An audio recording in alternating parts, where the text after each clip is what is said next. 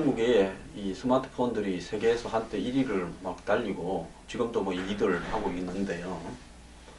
굉장히 약진하는 부분은 바람직하지만은 해외에서는 싸게 팔고 한국에서는 너무 비싸게 판다. 그리고 통신사와 단말기 제조회사들이 서로 짜고 지금 단말기 가격과 통신요금을 복합시켜 가지고 할인해주는 척 하면서 사실상으로 100만원 뭐 7, 80만원짜리 고가 폰들을 위주로 시장을 재편하고 있다. 이렇게 가면 결국 앞으로 나올 중저가폰, 특히 중국에서 저가폰이 들어오기 시작하면 견디지 못할 것이다.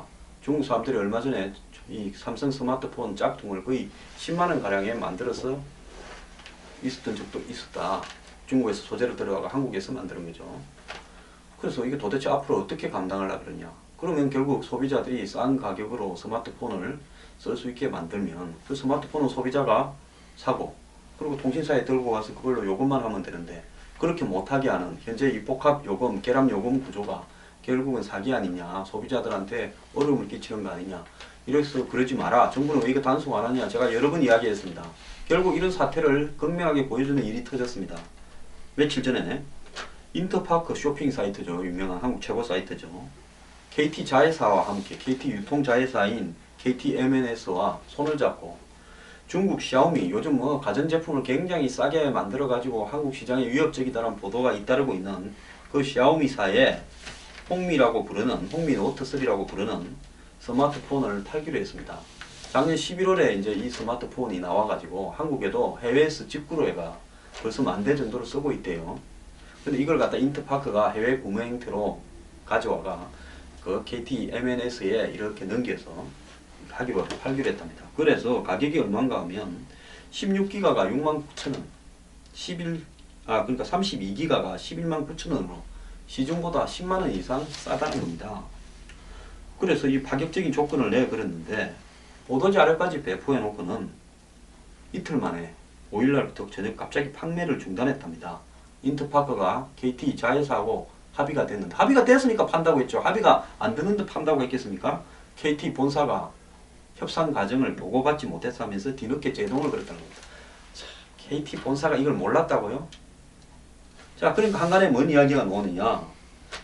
샤오미 폰에 대한 소비자의 선호가 집중되자 KT 본사에서 부담을 느꼈다. 왜 부담을 느낍니까? 지금 한국의 스마트폰 보급 구조는 삼성하고 LG 두 개 제조회사와 그 다음에 SKT, KT, LG 통신사가 5개가 서로 이렇게 카르텔처럼 판을 짜고 긴밀하게 협조하면서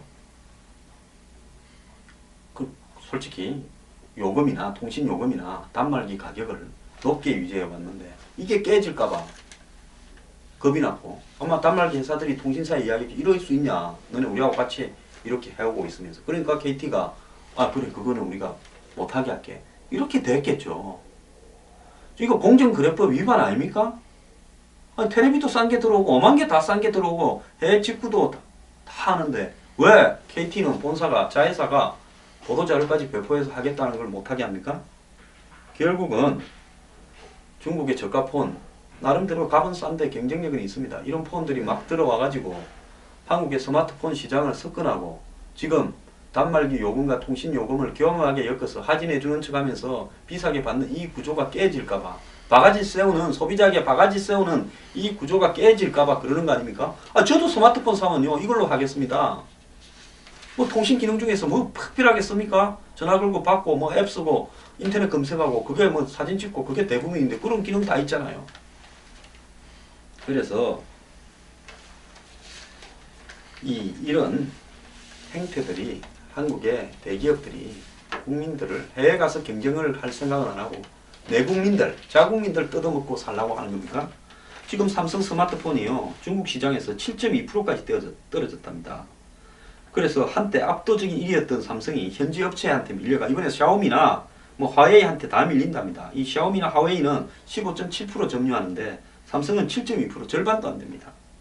5위로 주저앉았다는 거예요. 삼성의 2배입니다. 이것뿐만 아닙니다. 소형 가전, TV, 냉장고, 온갖 드론의 90%가 중국산입니다. 가격으로 턱밑까지 오고 있습니다. 국민한테 애국심으로 호소해서 사달라 할 겁니까? 안 그러면 기존에 누리고 있는 커넥션을 이용해 가지고 다른 사람들이 진입을 못하게 방해하려고 합니까? 한국 대기업들 정신 차려야 됩니다. 이거 언제까지 이렇게 갈 수 있을 거라 봅니까? 정부도요, 진짜 우리 기업을 생각한다면 스스로가 경쟁력을 갖고 또 국민들 앞에 이 등을 치지 못하도록 해서 국민들 부담을 낮춰주고 그 속에서 견디지 못하는 기업은 망해야 됩니다. 정부는요, 국민을 생각해서 이런 조치에 대해서 조사에 나설 것을 부탁합니다.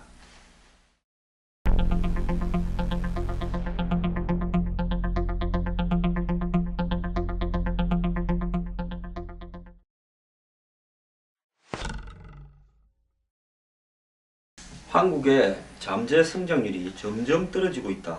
이런 보도가 나왔습니다. 잠재 성장률 3%도 위태위태하다. 실질 성장률과 잠재 성장률은 다른 변수가 없는 한 그 경제 상태가 이렇게 이 최상으로 가동이 될 때 달성할 수 있는 능력을 의미하는 거고, 실질 성장률은 실제 경제를 운용해서 지나가고 나니까 몇 프로 성장했더라는 걸 의미합니다. 그런데 잠재 성장률이 2011년부터 14년까지는 3.4%였는데 그전에는 3.4%였는데 2011년부터 14년까지는 3.2%로 떨어졌고 올해부터 앞으로 3, 4년간은 3.3%. 그러니까 실질 성장률은 항상 잠재 성장률보다 낮기 마련입니다. 그러니까 이제 2% 성장이 기정사실화됐다는 겁니다. 그러다 보니까 작년에 대한민국의 1인당 GDP도 결국 27,512달러. 지금 2만 달러를 돌파한 지가 2006년인데 10년째 제자리 걸음입니다.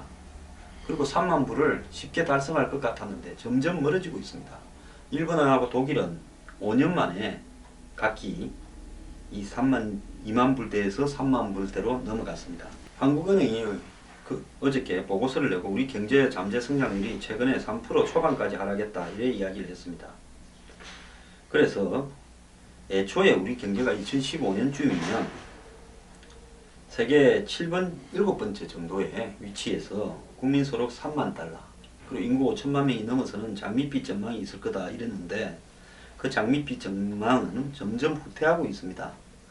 IMF 국제통화기금은 2014년 하반기에 내놓은 세계 경제 전망 보고서에서 2015년에 한국의 1인당 GNP가 3만 807달러가 될 거다.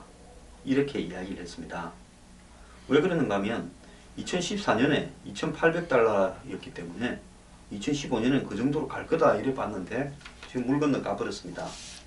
잠재 성장률이 떨어지는 이유는 뭐 여러 가지가 있겠습니다만은 결국은 한국 경제가 고령화, 투자 부진, 서비스업의 생산 정체 이런 부분이 있고요. 또 최근에 저성장 저물가 강달러라는 이런 악재도 겹쳐서 그렇다 이렇게 이야기를 하는데 이건 하루 이틀 된 문제가 아닙니다. 그래서 제가 한국 경제가 장기 침체에 접어들었다는 경제 전문가들의 92%의 전망이 맞다라고 이야기를 하는 겁니다. 자, 이제 언제까지 몇 프로 성장하겠다, 언제까지 국민 소득을 얼마를 달성하겠다 이런 이야기는 이제 그만해야 됩니다. 왜 이런 이야기 하면 짜증만 날 뿐입니다.